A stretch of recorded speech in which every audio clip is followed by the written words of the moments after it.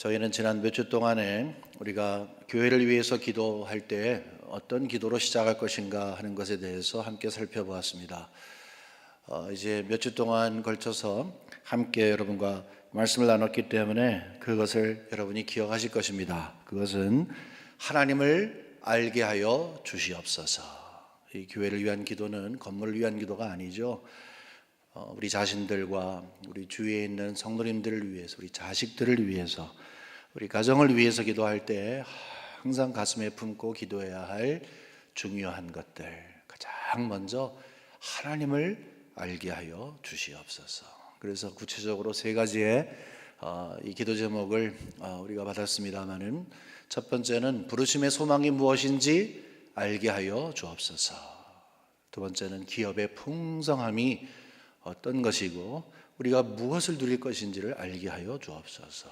이제 오늘은 이 세 번째 마지막인데, 하나님의 그 능력의 크심이 어떠한지를 알게 하여 주시옵소서. 이 세 가지는 우리가 항상 마음에 개인적으로 그리고 공적으로 기도를 해야 하는 내용입니다.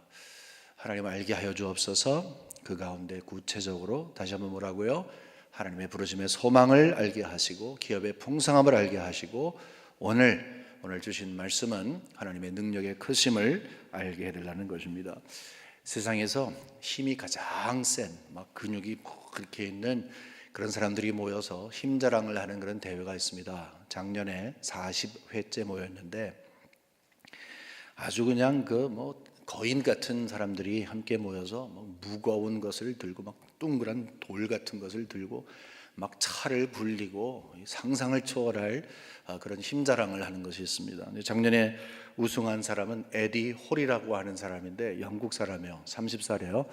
근데 등치가 상당히 큽니다. 어느 정도 크냐면 6feet 3inches, 190, 91 정도가 되는데 저보다 한 이 정도가 커요. 근데 몸무게가 어느 정도인가 하면은요, 무려 410파운드예요. 정말 놀라셨는데 맞습니다. 정말 놀랄 일입니다.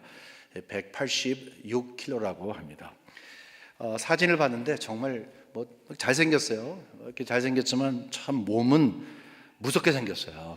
유럽 챔피언이 될 때 2층 버스를 그냥 혼자 끌었대요.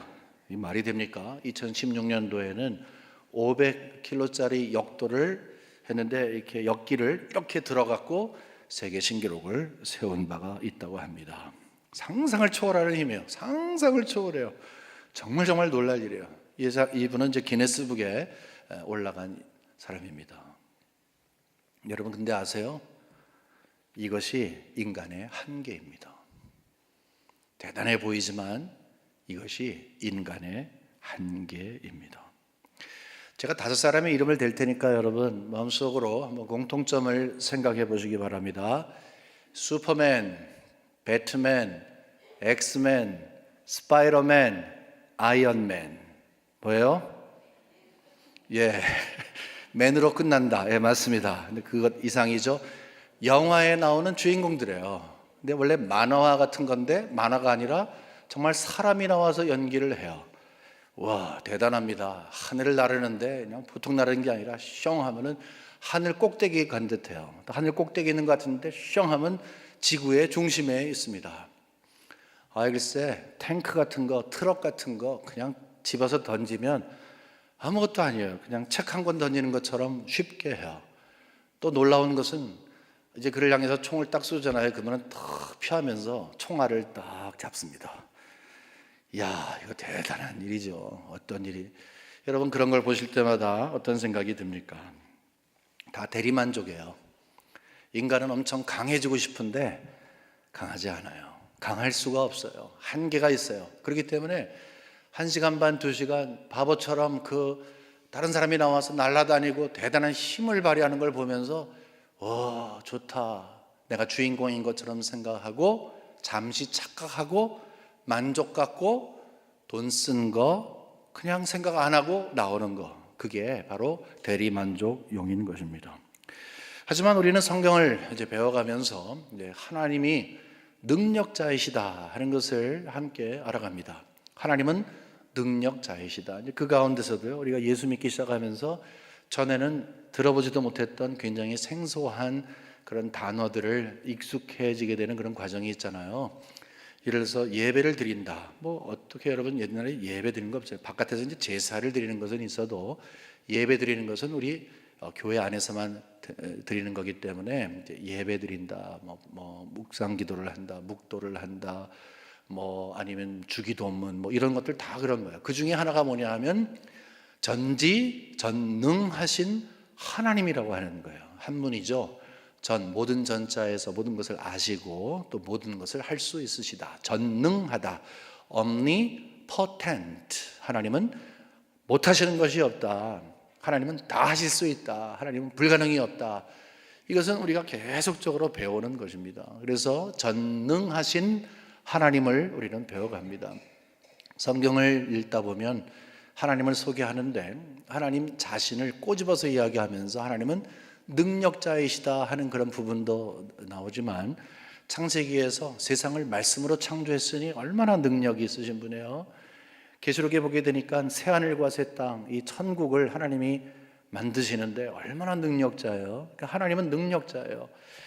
처음 출애굽기서부터 계시록에 나와 있는 모든 것은 하나님은 우리와 다르다, 능력자이시다 하는 것을 우리에게 가르쳐 주세요. 그래서 우리는 점점 배워가는 거예요. 하나님은 능력자이시다. 근데 전능하신 하나님이시다. 못할 것이 없는 하나님이시다.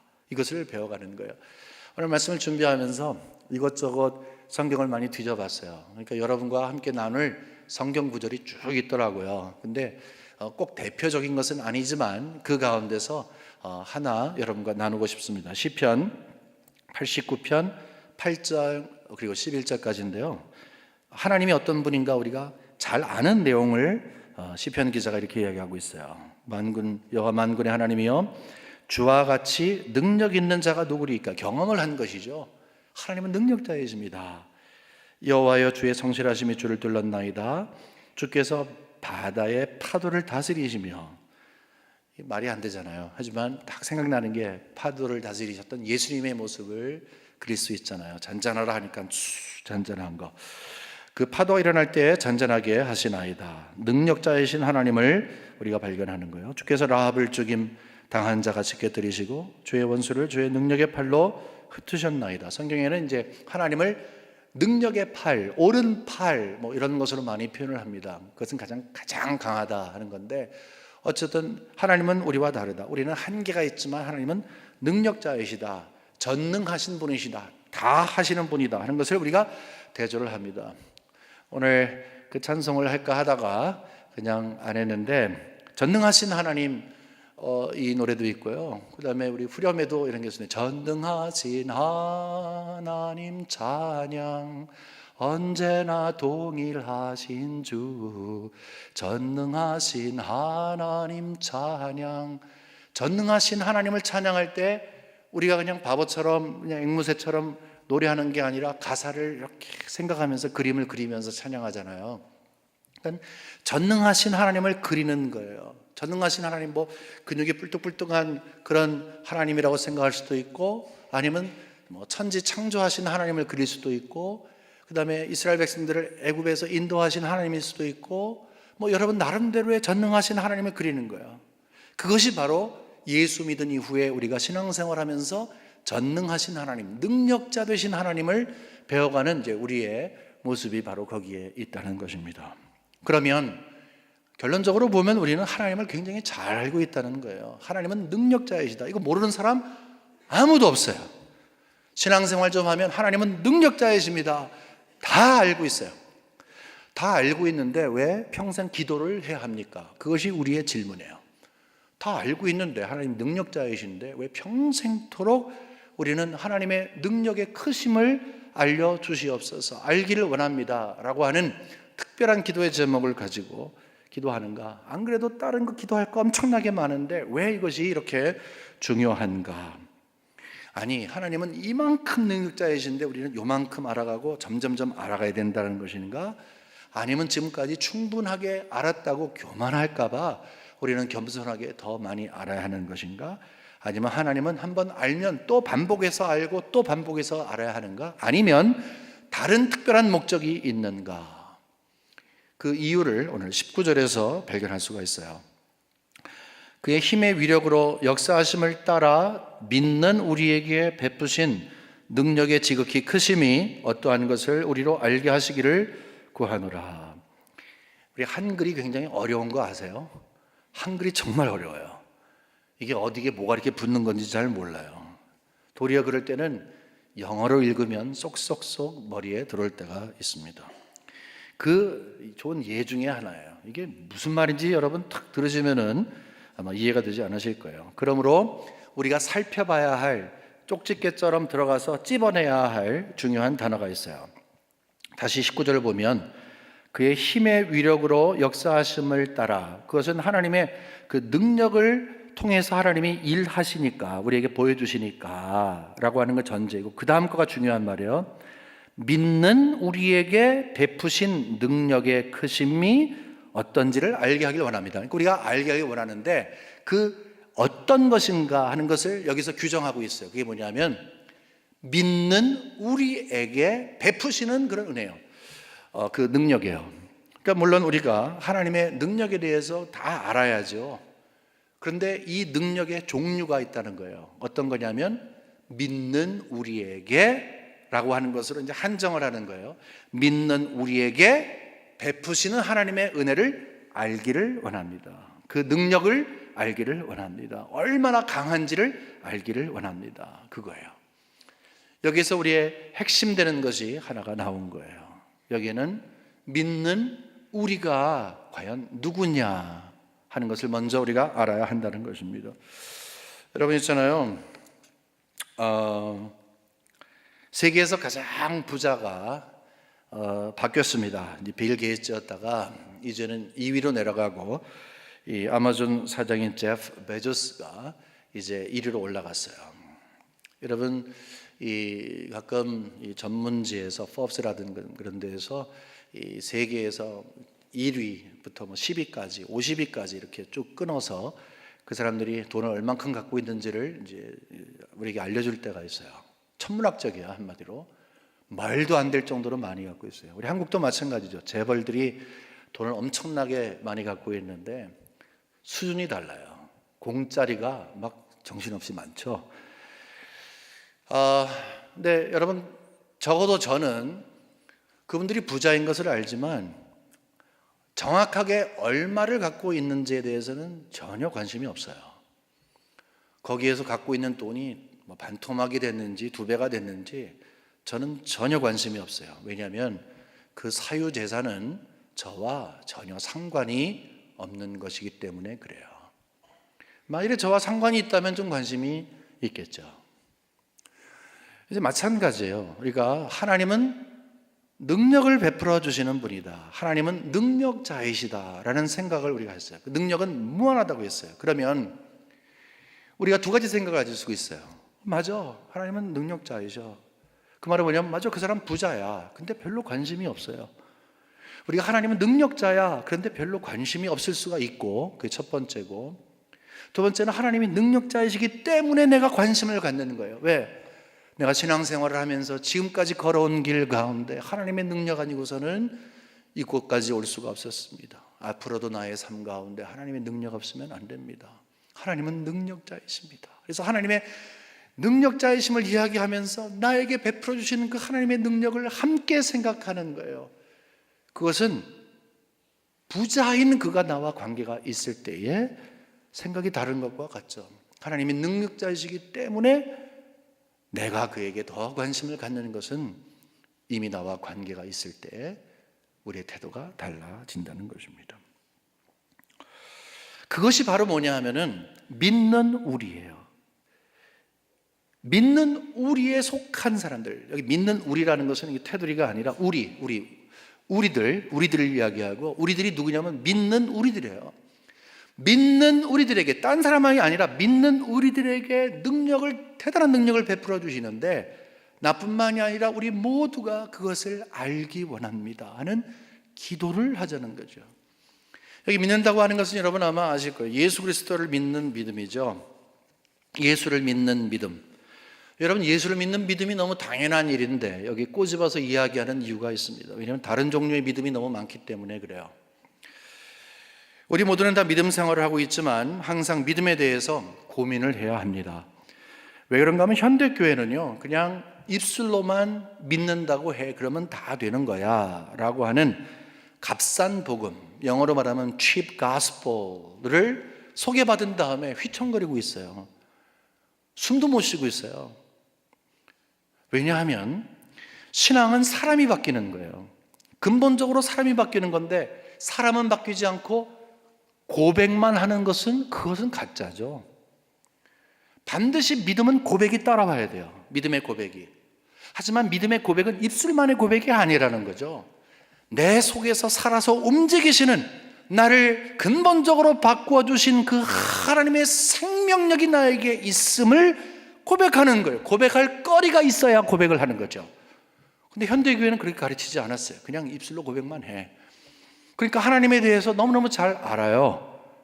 하나님에 대해서 우리가 아까 말씀드린 그분들이 굉장한 갑부이다, 어떤 분들은 얼마인 것을 다 알고 줄줄줄 외워요. 그럴 수도 있는 거예요, 관심이 있다면. 그렇지만 별로 상관이 없는 거예요. 그냥 그렇게 줄줄줄 이야기하지만 마음속에는 어떤 느낌도 없고 감동도 없어요. 하나님은 어떤 분이냐? 하나님은 능력자이시고 이스라엘 백성을 구하시고 복음을 전하게 하실 때 생명체가 되신 분이십니다라고 하지만 내 속에는 그 하나님이 있질 않는 거예요. 내 입술의 고백에는 그 하나님이, 그렇게 성경에서 역사하시는 능력 되신 하나님이 고백되어지지를 않는다는 거예요. 내 삶이 바뀌어졌다는 것은 근본적으로 바뀌어지고 분명히 바뀌어지는 거예요. 이전에는요, 세상을 향하는 방황하는 길을 걸어갔어요. 그리고 죄의 길을 걸어갔어요. 내 길을 걸어갔어요. 내가 원하는 길을. 근데 바뀌어졌어요. 세상으로 향하던 것은 이제는 천성을 향하는 것입니다. 그렇지 않습니까? 죄로 향하던 우리의 삶이 이제는 거룩으로 향하게 되어 성화의 길을 걸어가게 되어 있어요. 내가 원하는 길을 걸어갔던 우리가 이제는 예수 그리스도를 앞세우고 목자 되신 그분이 오라고 하면 오고 서라고 하면 서는 예수 그리스도를 앞세우는 양의 모습으로 그 길을 걸어가고 있어요. 천국 가는 길이죠. 믿음의 길이죠. 근본적으로 변화가 되는 거예요. 이제는 그 근본적인 변화의 출발점이 무엇인가를 살펴보면 다른 거 아니에요. 교회 나오기 시작한 거 아니에요, 여러분. 한번 눈물 찔끔 흘려버린 거 아니에요. 뭔가 감동 찌고 온 거 그거 아니에요. 속지 마세요. 뭐냐? 예수 그리스도의 십자가, 이 복음이 사실인 것을 믿는 거예요. 예수 그리스도가 죄인된 나를 위해서 십자가에 달려 돌아가셨습니다. 3일 만에 부활하셨습니다. 내가 예수를 믿는데 그 피가 나를 정결케 합니다. 그러므로 나는 그 피로 인해 구원을 받은 것을 믿습니다. 그것을 분명하게 이해하는 거예요. 믿는 거예요. 의지하는 거예요. 신뢰하는 거예요. 이제는 십자가 지고도 순종하는 거예요. 그것을 한마디로 이야기하면 확신이라는 것이죠. 십자가의 복음에 대한 확신이에요. 대충 지나가면서 그런 것이 있어 하는 것이 아니라 여러분이 한국 사람인 것이 정확하고 남자면 남자, 여자면 여자인 것이 정확한 것처럼 자기를 아는 거예요. 내가 십자가 복음으로 내가 신앙의 기초를 삼고 있는가 아닌가를 아는 거예요. 그것이 믿는 우리들에게 베풀어 주시는 능력이라고 했을 때 믿는 우리를 결정하는 가장 중요한 요소가 된다는 거예요. 예수 그리스도의 십자가의 복음을 믿지 아니하는 우리는 없다는 거예요. 믿음은 없다고 하는 거예요. 이 현대 교회는요, 아까 말씀드린 것처럼 입술로만 고백하면 된다고 하니까 성경을 줄줄줄 외워요. 아는 게 많아요. 그런데 마음은 안 믿어. 마음엔 감동이 없어. 마음엔 그 하나님이 안 계셔. 그냥 줄줄줄 입술의 고백만 끝나요. 그것을 어떻게 고백할지 몰라 정말로 풋내기 신앙인처럼 보인다 할지라도 마음속에 생명력을 가지고 꿈틀꿈틀하게 하는 성령의 역사를 진정으로 느끼는 성도는 다르다는 것입니다. 여러분, 우리 신앙생활 하면서요, 성경 내용 다 알아야 참된 성도 된다고 이야기 안 해요. 물론 그렇다고 해서 우리가 성경을 이제 이해하고 읽고 암송하고 하는 거에 게을리하지 않아야 되지만 우리는 성경 내용 모든 것을 알아야 성도 되는 자격증을 받는 게 아니에요. 우리는 넘어지고 실수 없어야 하나님의 자녀다운 게 아니에요. 반복되는 죄가 전혀 없어야, 그것 때문에 아파하는 일이 전혀 없어야 괜찮은 성도 아니에요. 연약하기 때문에 그래요. 인간적으로 보면 500kg까지는 이렇게 들을지 몰라도 510kg 못 들어요. 그게 인간의 한계예요. 우리가 아무리 노력해도 우리가 넘어지고 실수해서 다시 한번 일어나도 또 넘어질 수밖에 없는 것이 우리의 연약한 모습인 거예요. 하지만 이거 문제가 안 돼요. 왜냐하면 예수 그리스도 안에서 우리가 해결을 받을 수 있으니까. 십자가의 공로, 바로 그것 때문에 우리가 해결받을 수 있으니까. 하지만요, 만일에 우리가, 나는 다른 건 모르겠지만 예수가 십자가에서 죽은 그것 때문에 나는 이거 참 믿어지질 않는다, 이것은 다른 일이에요. 그 십자가의 복음을 믿지 않는 것은 문제가 다른 것입니다. 만일에 십자가에서 흘리신 그 예수 그리스도의 피로 내가 죄사함을 받고 그것 때문에 내 신앙이 출발하게 되었습니다라고 하는 분명한 확실한 사실을 모를 수 있다면 그것은 다시 한번 점검을 해봐야 되는 거예요. 여러분, 물론 간혹 의심할 수가 있어요. 여러분, 티네이저 때 신앙인으로서 얼마나 많이 의심하셨어요? 그 길이가 6개월이 될 수도 있고 1년이 될 수도 있어요. 근데 의심한다는 건 뭐예요? 기본이 있다는 거예요. 기본이. 믿는 것도 있다는 거예요. 그러니까 의심하지. 아니면 맹탕해요, 그냥요. 여러분, 흔들릴 수도 있어요. 흔들린다는 건 뭐예요? 무엇인가에 잡혀 있다는 거예요. 그러니 흔들리지. 하지만 흔들리지도 않으면 그거는 그냥 떠다니는 거예요. 기초도 없는 거예요. 그것이 무엇입니까? 붙잡고 있는 게 뭐예요? 신앙의 뿌리가 무엇입니까? 그것이 바로 십자가의 복음, 십자가의 복음이 나를 붙잡고 있는가? 그것은 본인만이 알고 있어요. 그거는 누가 그것을 옆에서 점검을 하겠습니까? 저는 여기 계신 여러분들이 대부분 믿는 우리에게 베푸시는 그 능력이라고 할 때 믿는 우리에 속하신 줄을 믿고 감사합니다. 만일에 근데 그렇지 아니하면, 혹시나 맞다, 그런데 한번 확인을 받고 싶다라고 생각한다면 여러분에게 지금 기회를 드리겠습니다. 그 기회는 뭐냐면 한번 점검해 보세요. 여러분 마음속에 정말 거룩한 부담이 있냐는 것입니다. Holy burden이 있냐는 것입니다. 이 거룩함과 부담이 이게 좀 만난다는 게 좀 생뚱맞지만 그래도 고민을 하시는데 세상적인 고민이 아니라 거룩한 고민이라고 하는 것입니다. 거룩한 고민은 뭐냐 하면, 이미 전제가 뭐예요? 나는 예수를 믿는 사람이 됐잖아요. 예수를 믿는 사람이 됐는데 내가 과연 어떤 모습으로 살아가야 할 것인가 하는 것을 고민한 적이 있냐는 거예요. 정말 진지하게 나는 예수 그리스도께서 나를 위해 피를 흘려 돌아가심으로 이 복음을 통해서 새로운 생명을 얻은 사람이 됐는데 어떻게 살아가야 하지? 라고 하는 고민이 있느냐 하는 것입니다. 책상 머리에 앉아서 머리를 막 쥐어짜는 그런 고민이 아닙니다. 여러분, 창밖을 보면서 한숨을 푹푹 쉬면서 인생의 고뇌를 막 씹는, 고독을 씹는 그런 종류의 고민이 아닙니다. 여기에 고민은 구체적인 거예요. 거룩한 고민은 하나님의 말씀을 앞에 놓고 어떻게 하면 내가 이렇게 살 수 있을까 하는 고민을 해본 적이 있냐는 거예요. 그것이 바로 거룩한 고민이에요. 하나님의 말씀을 바람과 같이, 강물과 같이 받으면 안 됩니다. 바람은 모든 걸 다 피해갑니다. 강물도 위에서 내려오는 힘으로 어지간해서는 앞으로 그냥 갑니다. 하나님의 말씀이 내려왔는데 그냥 쑥 하고 흘러가는 거예요. 하나님의 말씀이 나를 한번 탁 터치하고 갔으면 좋겠는데 그게 안 된다는 거예요. 근데 어느 날 하나님께서 나에게 주신 말씀이 이 채증 걸린 것처럼 이 속에 꽉 잠겨져 있어. 꽉 잠겨져 있어. 여러분, 채증 걸리면 어떻게 됩니까? 먼저는 손 따고 세븐업 마시고 그래서 노력을 하죠. 그거 안 되면 여러분 약 드셔야 되고, 그거 안 되면 병원 가야 돼요. 전문가한테 가야 되는 거예요. 그럴 때 할 수 없어요. 왜?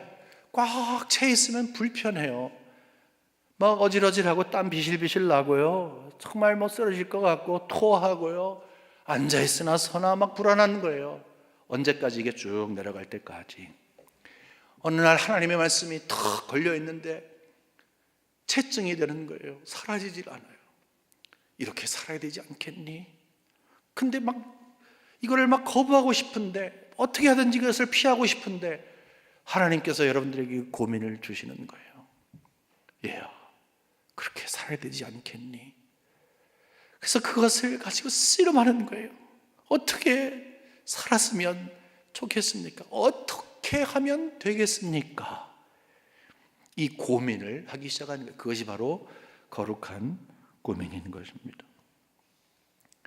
내 몸이고 내 삶이고 내가 선택한 종교이고 그리고 내가 누려가는 그런 믿음이지만 한 가지가 빠져 있는 것을 발견하는 거예요. 그것은 내 몸이요, 내 삶이요, 내 종교요, 내가 선택한 내 믿음이지만 내 힘으로 되지 않는다 하는 것을 느끼는 그 순간이 오는 거예요. 내 힘으로 되면 사실은 종교가 필요 없죠. 바로 거기에서 하나님의 능력을 바라보기 시작을 하는 거예요. 하나님, 이 채증을 어찌했으면 좋겠습니까? 내가 어떻게 하면 하나님의 말씀대로 살았으면 좋겠습니까? 옛날에 노력을 했는데 이게 잘 되지 않는데 어떻게 했으면 좋겠습니까?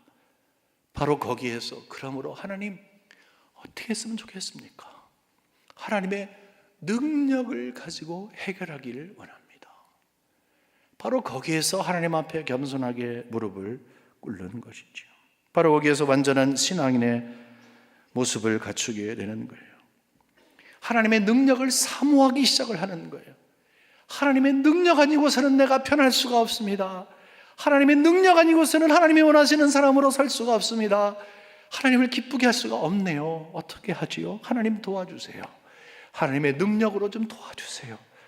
이 모습, 그게 바로 하나님 앞에 바로 산 우리의 모습이라는 거예요.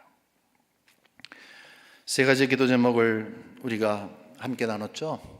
부르심의 소망과 기업의 풍성함과 오늘 주신 말씀 하나님의 능력의 크심을 알기 원합니다. 이 세 가지를 아는데 전제가 있었어요. 그것은 우리의 눈이 떠지기를 원합니다라고 기도하라 그랬어요. 하나님을 알기를 원합니다. 그러므로 마음의 눈을 열어 주시옵소서. 마음의 눈이 닫혀 있으면 앞에 아무리 좋은 게 있어도 보이지 않습니다. 눈을 열어서 부르심의 소망을 분명히 보게 하여 주시고, 눈을 열어서 기업의 풍성함을 보게 하시고, 오늘 말씀 눈을 열어서 하나님의 능력이 얼마나 큰가를 보게 하여 주시옵소서 그랬어요. 우리 한번 확인해 보죠. 16절서부터 18절입니다. 내가 기도할 때 기억하며 너희로 말미암아 감사기를 그치지 아니하고 우리 주 예수 그리스도의 하나님 영광의 아버지께서 지혜와 계시의 영을 너에게 주사 하나님을 알게 하시고, 이것이 첫 번째 기도였어요. 하나님을 알게 하시고, 그래서 18절에 너희 마음의 눈을 밝히사, 하나님이 밝혀주셔야 첫 번째 그의 부업의 부르심의 소망이 무엇이고, 두 번째 성도 안에서 기업의 풍성함이 무엇이고, 오늘 19절에 세 번째 하나님의 능력의 크심이 무엇인지 알게 됩니다. 그러니까 우리는 갑갑한 거예요. 이 채증이 있을 때 거룩한 고민 가운데 기도가 나올 때 하나님 좀 보여주세요. 하나님의 능력으로 가능한 것을 좀 알려주세요. 그 방법을 좀 알려주세요 라고 하며 우리는 하나님께 간구한다는 것입니다. 여러분, 하나님의 능력이라는 것은 우리가 대충 이렇게 이해가 되지만 아직도 추상적으로 들릴 수가 있습니다.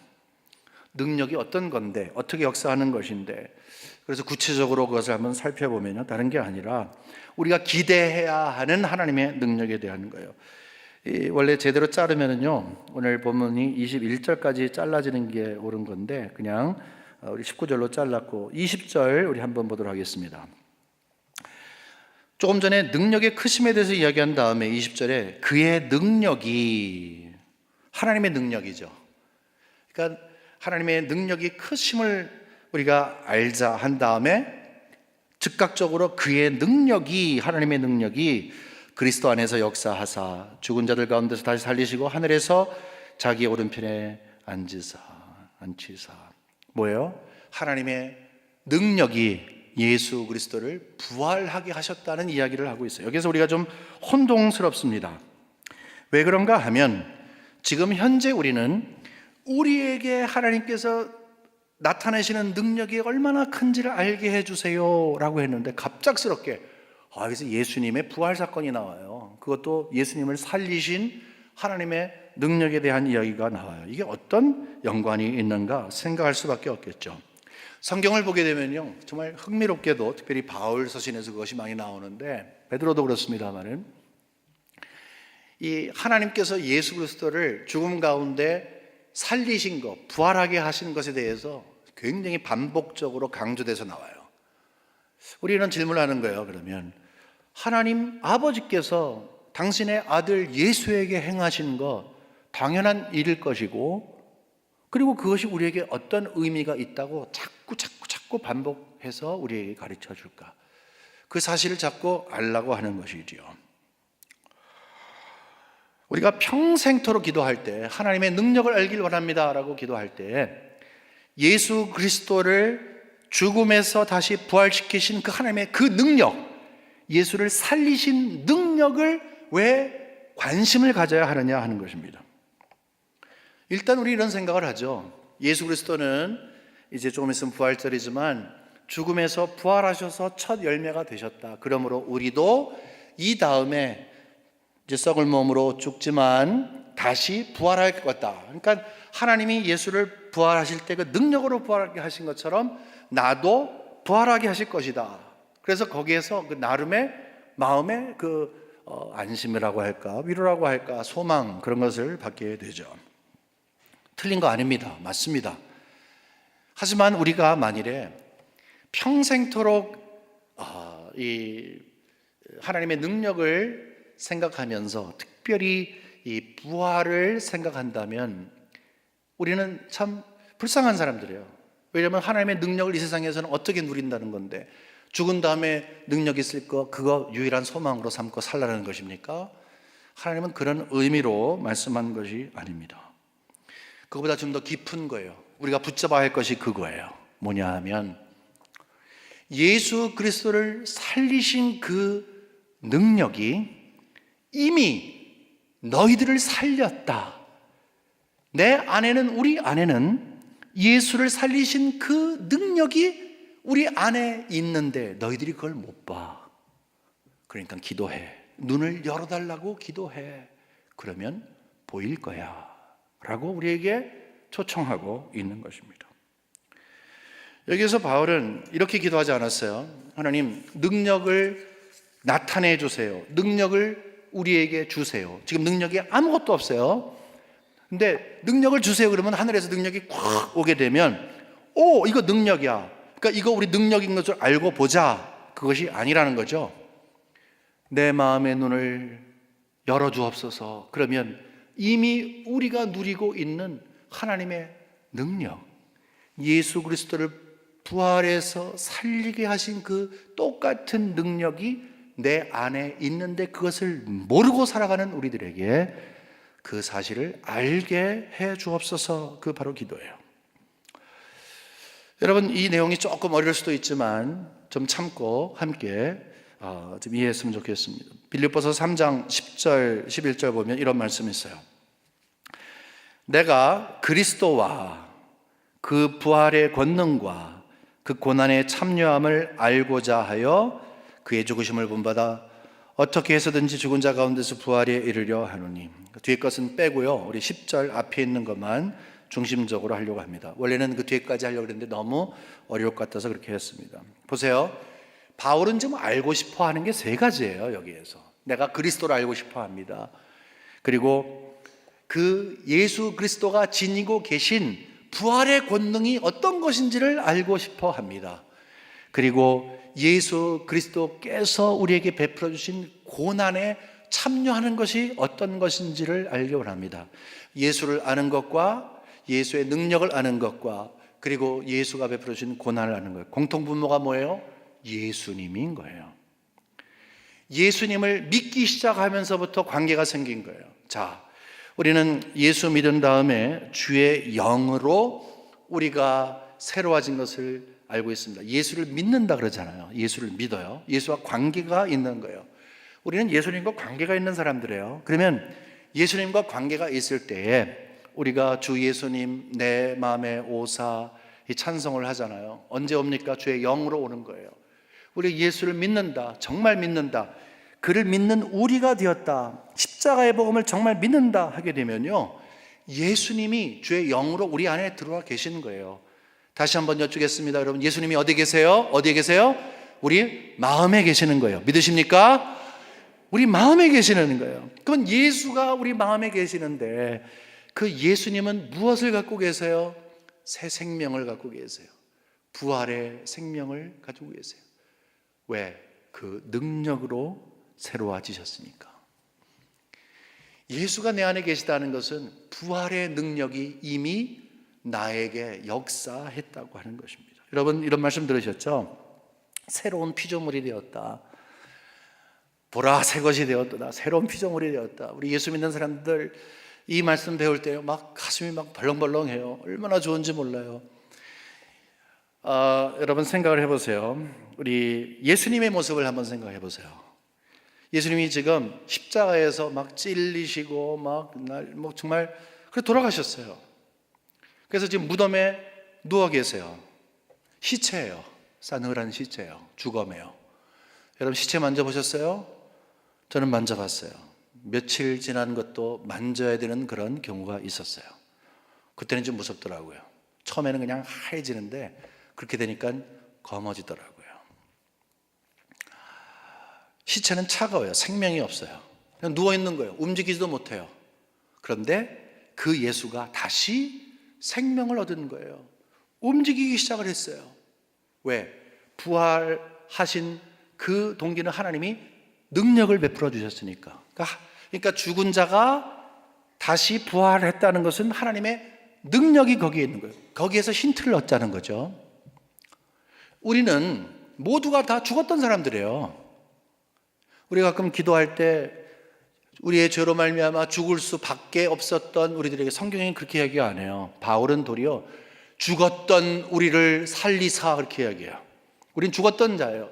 영적으로 죽었어요. 뭐 육적으로는 팔팔하게 살아있었지만 영적으로 죽었던 자들이에요. 왜 그래요? 예수 만나지 않았으면 그냥 영원히 죽으니까. 영적으로 죽었던 자들이에요. 뭐랑 똑같아요? 시체에 무덤에 누워 계신 예수님과 똑같았어요.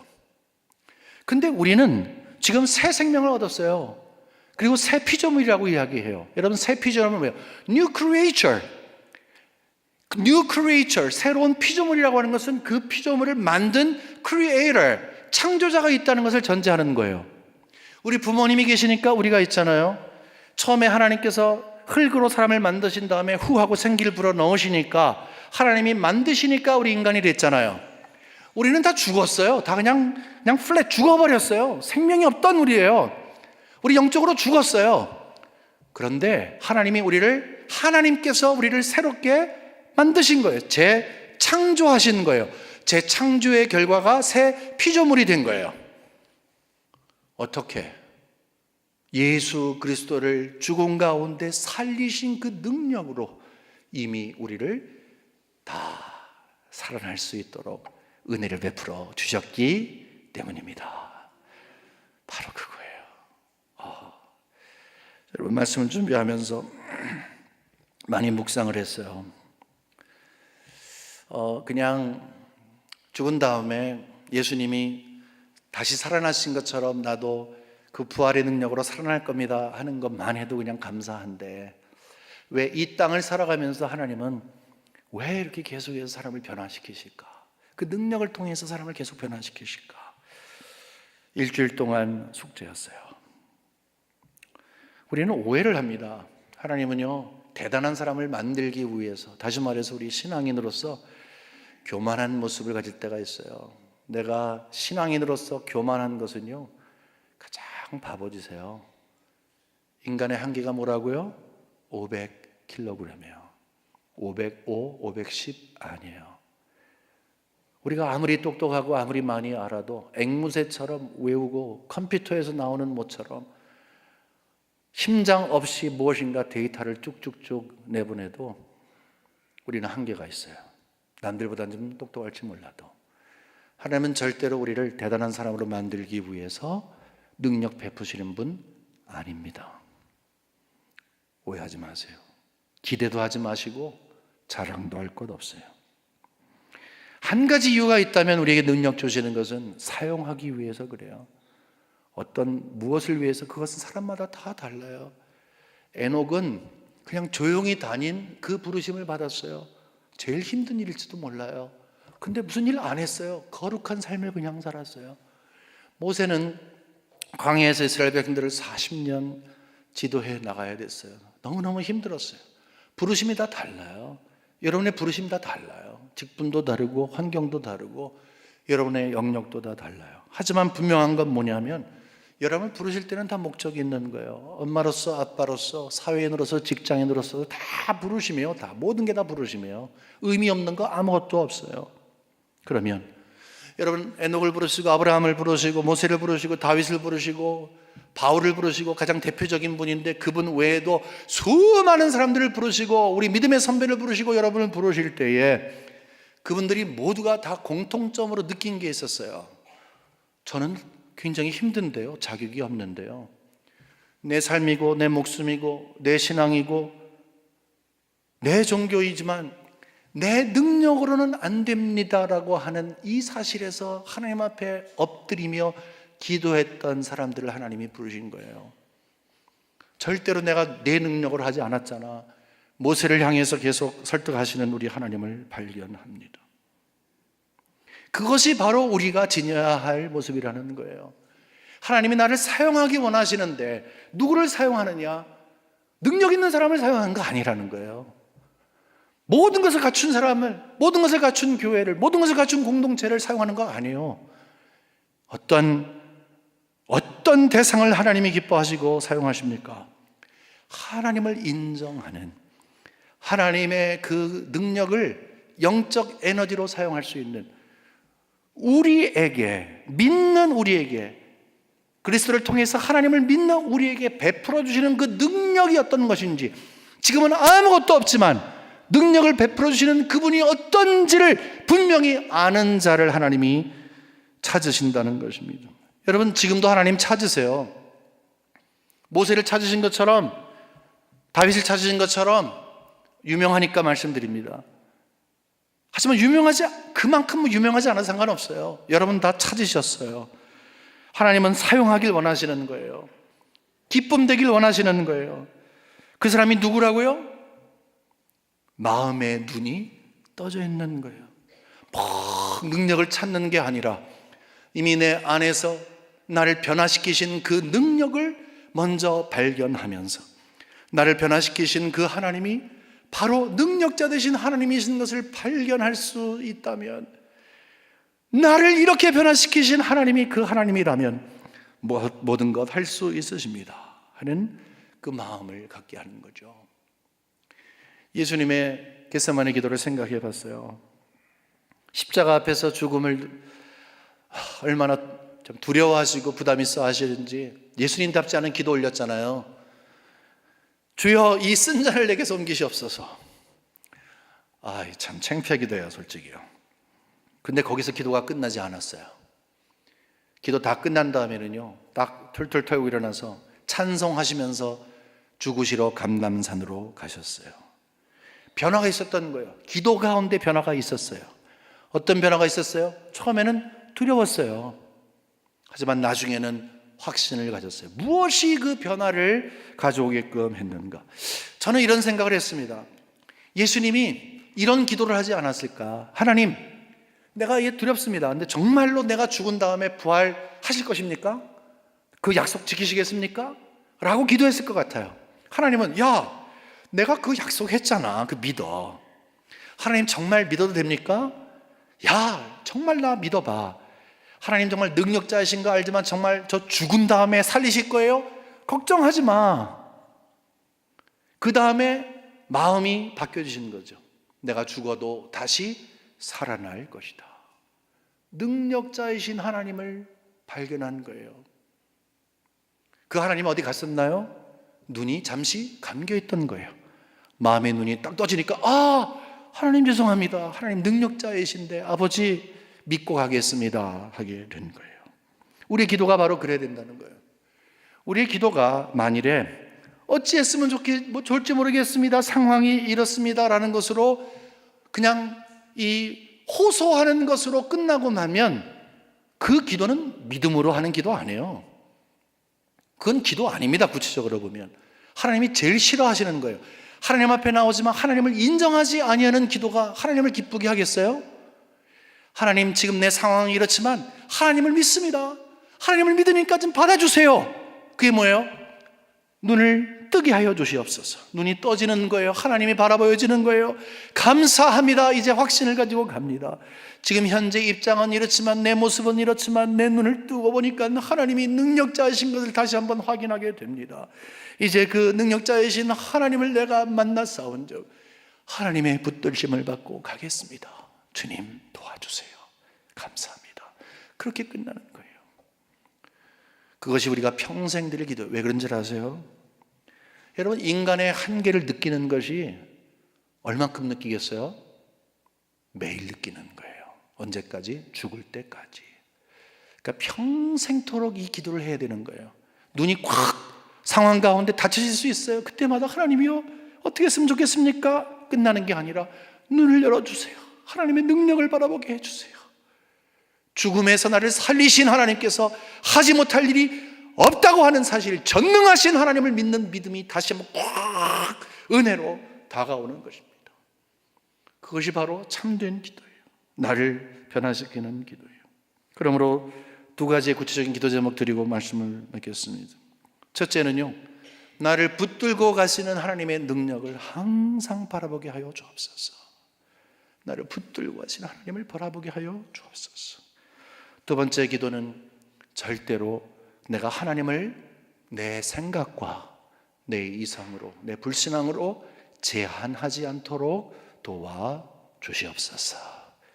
하나님을 누리시는 여러분 가지가 되기를 주님의 이름으로 간절히 축원합니다. 하나님 아버지, 감사합니다.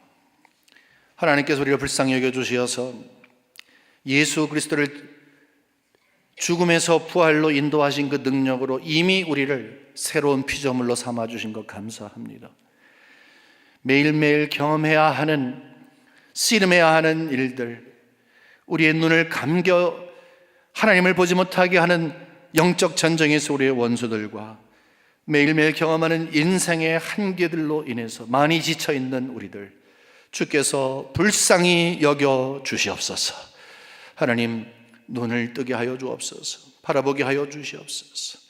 그러므로 하나님을 누리게 하시되 이제 날 붙들고 계시는 능력자이신 하나님을 항상 바라볼 수 있게 하시고 절대로 나의 생각과 나의 불신앙으로 하나님을 제한하지 아니하도록 하나님을 누려가는 사랑하는 종들의 삶으로 축복하여 주시옵소서. 예수님 믿는 믿음 가운데 굳게 서게 하여 주시기를 소원하며 예수님의 이름으로 간절히 기도합니다. 아멘. 일어나